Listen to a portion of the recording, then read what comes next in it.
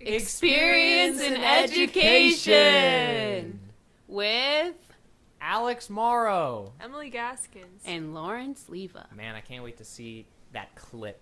That fat you can't hear this. It's distorted now. First up, the Mythbusters have a viewer request straight from the top.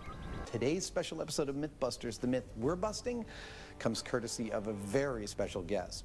In fact, here he is. Hey guys, So Obama. How are you? Nothing's more important to our country's future than getting young people engaged in math and science. A lot of the challenges that we face. You know, I'm not like 100% on board with that, but I do respect it.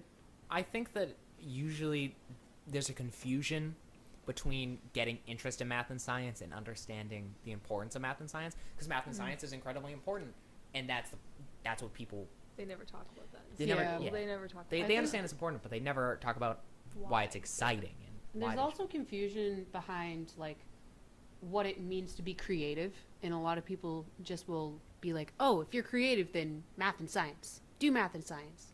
Greeks had plenty of access to manpower, so if we could get a whole bunch of people, like 500 people, each with their own mirror. He's smiling. So how do you want us to do that?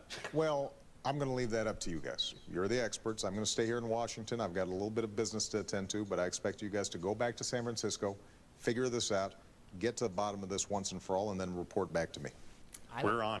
I like that as like a teaching standpoint, as in like, so here's this problem that I'm gonna hand to y'all, and I'm gonna do my stuff, and you can figure it out. Go your way about it. Yeah. He's not telling them how to do it. Yeah, exactly. He's just like, Yeah, you know, I'm thinking back to the first time we shot this and the trouble we had getting even 12 people to aim their mirrors on a single spot. I think that the biggest single challenge we're going to face in this story is getting all 500 of our soldiers' mirrors aimed on the smallest possible target. Yeah, we need to come up with some sort of a system, a aiming device. Yeah, we do. Have you got any ideas? I do, actually. So in this next section, I like how they both approach the same problem, but they're doing it in novel ways. yeah. Yeah, Yeah, they not- got. Yeah, sorry. No, they're not afraid to make a mistake at all either. They're just like, yeah, let's try it. Like, Got a couple myself. Well, why don't we mock it up and scale it and see which one works best? Perfect, let's do it. From trying to signal, let's say, a passing aircraft, the way you do it is you sight the aircraft up in the sky and then you put your hand directly underneath it. And then you use the signal mirror to sweep the sun across your hand and thus across that passing aircraft. So now I know how to get off of a deserted island. Right. That's very cool. Which is interesting. It's like they incorporate so many little tidbits into this show. I like specifically how they or how Adam is taking knowledge that he already has and applying it to a new situation. I think it's a good example for kids to see that kind of like thinking process. Yeah, great example of transfer, but in like a legitimate circumstance. Yeah. Yeah. Adam's reticule has led him to another discovery. I don't want to build 500 of these, so I'm thinking. It's literally a eureka moment as Adam ditches individual aimers Wait a minute. Netting. for something altogether more communal. Yeah. I think it's cool because he's not thinking about it, but he's setting up a social learning, Yeah. an Oh, experiment for a lot of different people. As far as learning itself goes, it was really interesting to watch him have a problem, come up with a solution, and say, "Oh, I can improve upon this solution," and then Right. keep Yeah. going. It's a whole cycle. I think I found the perfect aiming system for our 500 soldiers. Your countryman, the great Greek mathematician Archimedes, has given you a very novel weapon to defend yourselves, the power of the sun. James. Ooh, this is kind of like a I do, we do, you do sort of situation. But it's more of like a I do, we do. right. I figure that if this was a real war, you just lost. And I think we got to call this one. I like that even though they didn't totally succeed, they're still just as excited. Yeah. Oh yeah, I hear tons of cheering going on in the background, and it's great. Smiles and cheers. They learned a lot from Yeah. it. The experience itself is like so enjoyable that even if it's not the outcome you necessarily wanted, it's still like it's so beneficial. I was actually kind of disappointed we didn't set the boat on fire. We've got plenty of sun, we got plenty of mirrors to do the trick. But here's the thing. Mythbusters is about experimentation. It's not about demonstration. And when I was in the middle of this experiment out on that boat with all those mirrors shining in my face, I realized something really important. And that is that they were actually quite distracting and blinding, even painful. And that right there may be the grain of truth at the heart of this myth. Good old Archimedes may not have come up with this trick in order to set a ship on fire, but rather to distract and disorient invading armies. I like that he said that it's not a demonstration, it's an experiment. I think that that's something, like a phrase that you can take and apply to your teaching. Because they didn't know what the outcome was going to be. They were Right. just like, let's learn something from this. Yeah. Yeah, it's really focusing on the experience and not just like, here's a thing. Yeah. Look at it. And like in a demonstration, here's a thing, here's the outcome. It's always like Right. it's a 1-to-1. But with an experiment, you end up with like who knows what kind of outcome you'll get, and that's where we get those like little nuggets of wisdom. In 1930, the Republican-controlled House of Representatives, in an effort to alleviate the effects of the anyone, the Great Depression, passed the anyone, the tariff bill, the So he's doing that classic thing that teachers do where they ask a question and then they answer it themselves. It's like there's no chance whatsoever for learning to happen Exactly. here. He doesn't care if they're learning. That's the whole. Yeah. Yeah. And like He's just like, I gotta say this stuff, and they'll learn it. they'll get it.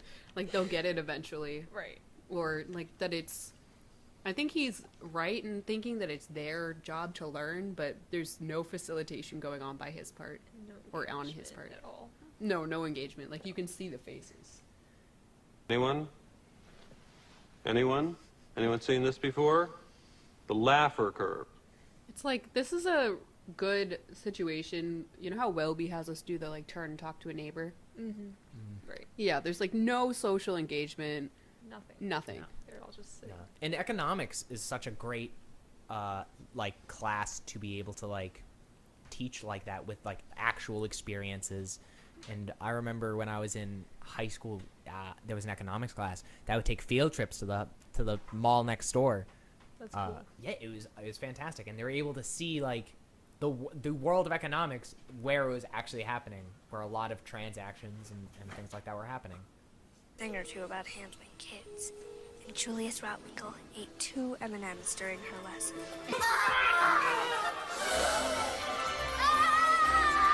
Was Julius so... All right, so there's a lot there. Obviously, it's exaggerated for movie purposes, but just they're all sitting in rows. They're not learning anything experientially. The teacher's a dictator, basically. Yeah. In the classroom.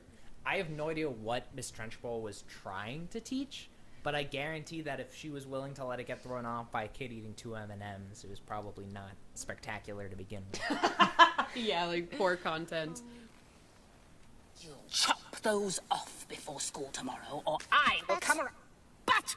But! Did you say but? Hammer throw. What? Definitely. I'll give you but! It's just like there's I'm sorry. there's nothing good Please going thank on you, here. She clearly doesn't respect the kids. She's not getting down to their level. This little girl doesn't understand what's going on. She doesn't know Oh, no, why. absolutely What she not. did wrong. or No, what. there's no teaching moment here whatsoever. Like, I would understand if there was... I wouldn't understand, actually. There's nothing to understand here.